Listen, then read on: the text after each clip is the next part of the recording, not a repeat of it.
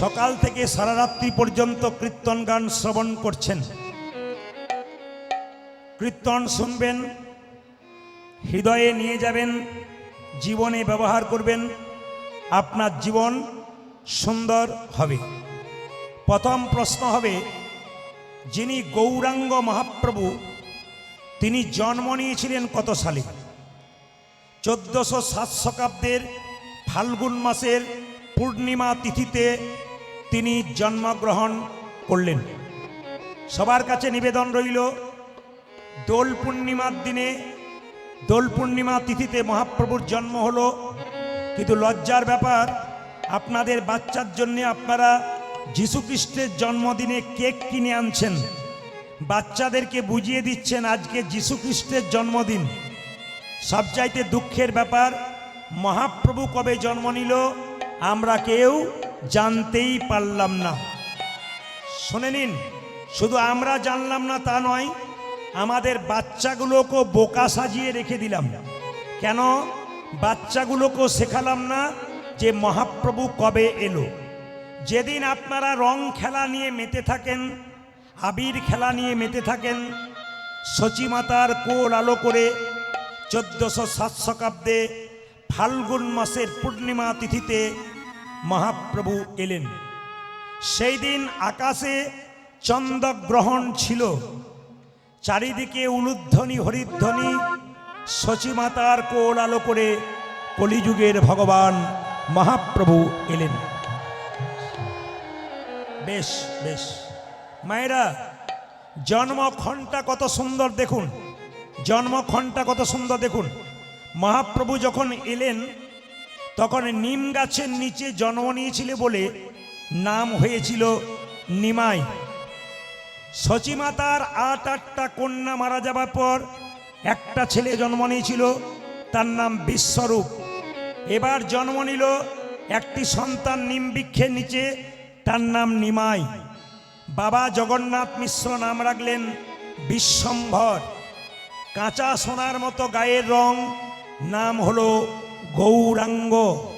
সবাই তাকাবেন, মহাপ্রভু আজানু লম্বিত ভুজ, আজানু লম্বিত ভুজ।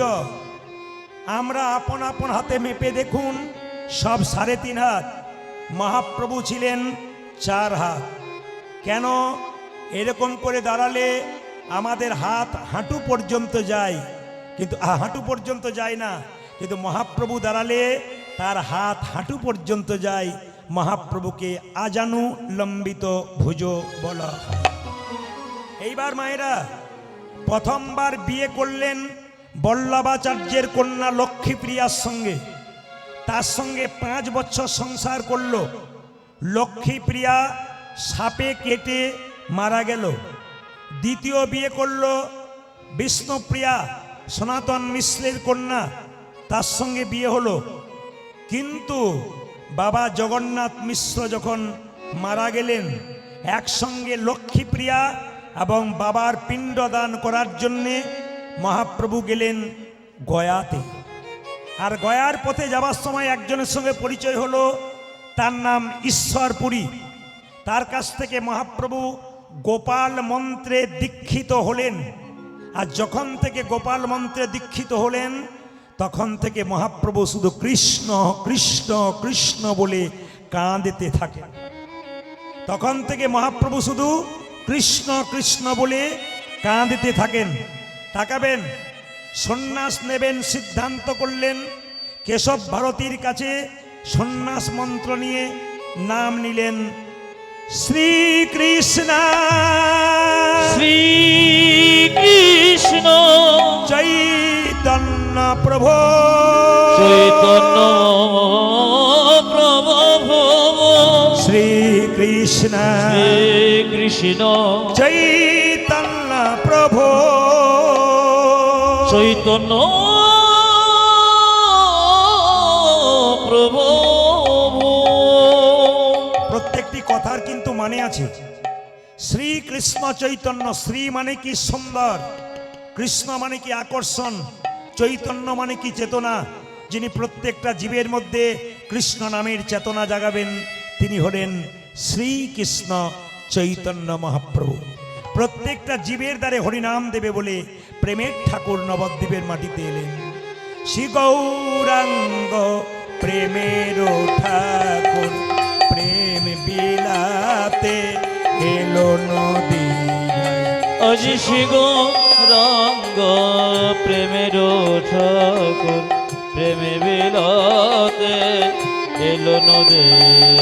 শ্রী গৌরাঙ্গ প্রেমের ঠাকুর প্রেম বিলাতে এলো নদী। শ্রী গৌরাঙ্গ প্রেমের ঠাকুর প্রেম বিলাতে এলো নদিয়া। রাধা প্রেমে গড়া তনু, রাধা রাধা প্রেমে গোরা তনু, রাধা প্রেমে গড়া তনু, আজ রাধা প্রেমী গোড়া তনু অন্তরে যার শ্যামরাই। রাধা প্রেমে গোরা তনু, অন্তরে যাবে শ্যামলা। রাধা প্রেমে গড়া তনু, অন্তরে যার শ্যামরাই। আজ রাধা প্রেমী গোড়া তনু অন্তরে জানতে মোরা। শ্রী গৌরাঙ্গ প্রেমের ঠাকুর প্রেম বিলাতে এলো নিতাই গৌর। আজি শিগো রঙ্গ প্রেমের ঠাকুর প্রেমে বিলাতে এলো নদে। জোরে বলুন রাধা রানী কি। জয়টা জোরে হবে। শ্যাম সুন্দর কি। এত জোরে বলবেন যেন সোনারপুর রেল স্টেশন পর্যন্ত যায়।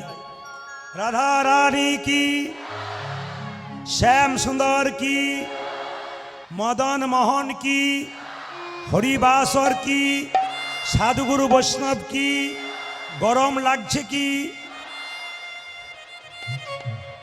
না? না, প্রমাণ হয়ে গেল যে আপনার কত ডুবে গেছেন। আমি কি বলছি এদিকে না জানি, সবাই জয় দিচ্ছেন মানে ডুবে গেছেন। যেরকম রাধা রানী কি। এ আজকে আমাকে জ্বালাবে, এ গোটাটাই জ্বালাবে, গোটাটাই জ্বালাবে আমাকে, আমি বুঝতে পেরেছি। রাধা রানী কি।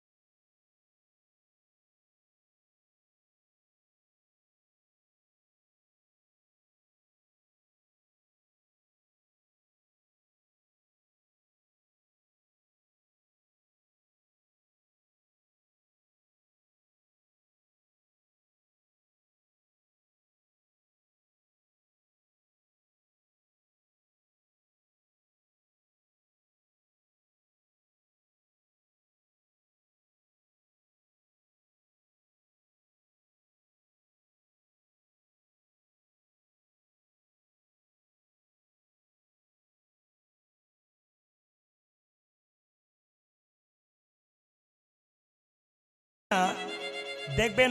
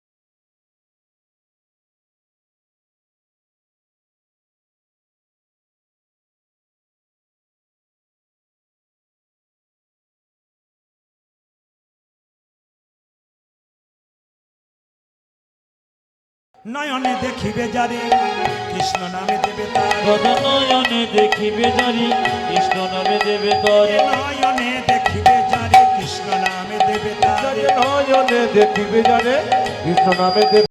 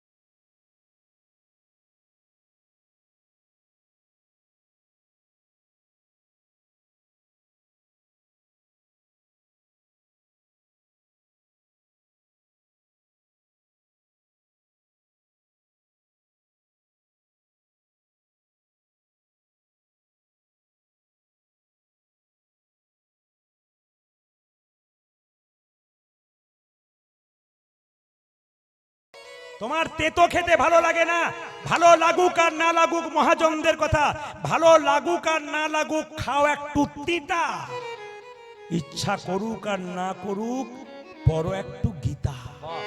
অনেকে প্রশ্ন করবেন, প্রদীপ বাবু গীতা পড়তে তো বলছেন, শ্লোক উচ্চারণ হয় না, ভুল বলে ফেলি অপরাধ হবে না। আসরে দাঁড়িয়ে বলে গেলাম সবার কাছে, আপনি গীতা পড়বেন, যদি ভুল হয়ে যায় আপনার কোনো অপরাধ নাই, পড়বেন কিন্তু ভাবের চোখে পড়বেন, ভক্তির চোখে পড়বেন। প্রমাণ দেব আমি শাস্ত্র থেকে। মহাপ্রভু প্রতিদিন গঙ্গায় স্নান করতে যায়, মন্দিরে সিঁড়িতে বসে একজন ব্রাহ্মণ গীতা পড়ে আর চোখের জলে ভাসে। একজন মহাপ্রভুকে খবর দিল, প্রভু তোমার একটা ভক্ত তাকিয়ে দেখো হাজার হাজার ভুল পড়ছে, হাজার হাজার ভুল শ্লোক পড়ছে আর চোখের জলে কাঁদছে, লোক দেখানি নয় তো? বাবা এই সময় দেবেন না, এটা সামনে আসরে ধোঁয়া হয়ে গেলে মানুষ দেখতে পায় না, অসুবিধা হয়, একটু নিয়ে চলে যান ওদিকে। হরে কৃষ্ণ। দেখুন ব্রাহ্মণ কি করছে, গীতা পড়ছে কাঁদছে। মহাপ্রভু জিজ্ঞাসা করলো, ব্রাহ্মণ তুমি তো গীতা পড়ছো, হাজার হাজার শ্লোক ভুল পড়ছো, সবাই শুনছে তুমি ভুল পড়ছো, কিন্তু চোখের জলে কাঁদছো কেন? তুমি কি বুঝছো? যে ভুল পড়ে সে কি বুঝে?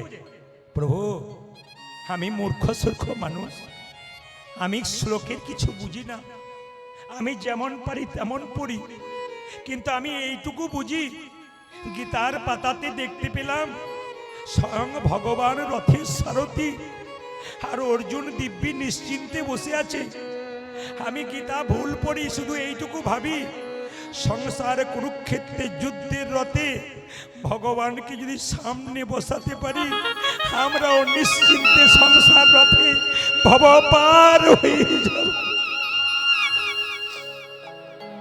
গীতা পড়ো হিন্দু ভাই, গীতার মতো জিনিস নাই, গীতার মতো গ্রন্থ নাই, গীতাতে কোনো ভুল নাই। এই জন্যেই তো কোর্টে গিয়ে বলতে হয়, হাত দিয়ে যাহা বলিব সত্য বলিব, সত্য ছাড়া মিথ্যা বলিব না, ওইটার ভেতরে একটা গীতা থাকে। আপনারা বলবেন ওই বইটাতে হাত দেওয়ার পরে তো অনেক মানুষ হাজার হাজার মিথ্যে কথা বলতে শুরু করে, বলুক। এই গীতাকে হাত দিয়ে যে এখানে মিথ্যা কথা বলে, এই কোর্ট থেকে সে মুক্তি পেতে পারে, ভগবানের আইন থেকে সে নিতাই গৌর মুক্তি পাবে না। আজকের আসরে আপনারা বসেছেন, দেবুকে কথা দিয়েছিলাম, 7 বছর আগে আমাকে বায়না করেছিল করোনার আগে, এই বছর যেতে পারছি, এই বছর যেতে পারছি না। ছেলেটির মধ্যে ভদ্রতা জ্ঞান এত আছে, এত জ্ঞান, অন্যান্য কমিটি যদি শোনে বারবার না বলা হয় রেগে যায়। যতবার ওকে না বলেছি সব জায়গায় মাথা নিচু করে এসেছে, কোনো উচ্চ বাচ্চ নাই। তখন থেকে আমি দেবুকে বলেছি, তোমার আসর শুধু আজ নয়, দিনের পর দিন সুন্দর থেকে সুন্দরতর হবে। ঠাকুমার এত শরীর খারাপ, মৃত্যুর সঙ্গে লড়াই করছে, ভগবানের কৃপা দেখুন, সবাইকে সুস্থ রেখে ভগবান ভক্তের মনোবাসনা পূর্ণ করে। তাই মহাপ্রভুর বাণীটা আমরা সবাই নেব। 10-5 সবে মিলে দাঁড়িতে বসিয়া কীর্তন করো সবে হাতে তালি দিয়া। সবাই মিলে হাত ওঠান, একসঙ্গে তালি দিয়ে কীর্তন করবেন। এটা আমি সব জায়গায় করাই, সবাই একসঙ্গে হাত। না না, আগে তেলের মধ্যে 5 ভাঙটা দেবো, তবে তো আপনি হাতা নাড়াবেন না, কি বলছেন? হাত ওঠান একসঙ্গে, একসঙ্গে। হরি হরয়ে নম কৃষ্ণ নম কৃষ্ণ যাদবায় নম, হরি হরয়ে নম কৃষ্ণ যাদবায় নম, হরয়ে নম কৃষ্ণ যাদবায় নম, হরি হরয়ে নম কৃষ্ণ যাদবায় নম, যাদবায় মাধবায় কেশবায় নম, হয়ে হয়ে যাদবায় মাধবায় কেশবায় নম, যাদবায় মাধবায় কেশবায় নম, উজাজি যাদবায় মাধবায় কেশবায় নম, গোপাল গোবিন্দ রাম শ্রী মধুসূদন, অজয় গোপালী গোবিন্দ রাম শ্রী মধুসূদন, গোপাল গোবিন্দ রাম শ্রী মধুসূদন, উজাজি গোপাল গোবিন্দ রাম শ্রী মধুসূদন, যে গিরিধারী গোপীনাথ মদন মোহন, অজয় গিরিধারী গোপীনাথ মদন মোহন, যে গিরিধারী গোপীনাথ মদন মোহন, উজাজি গিরিধারী গোপীনাথ মদন মোহন,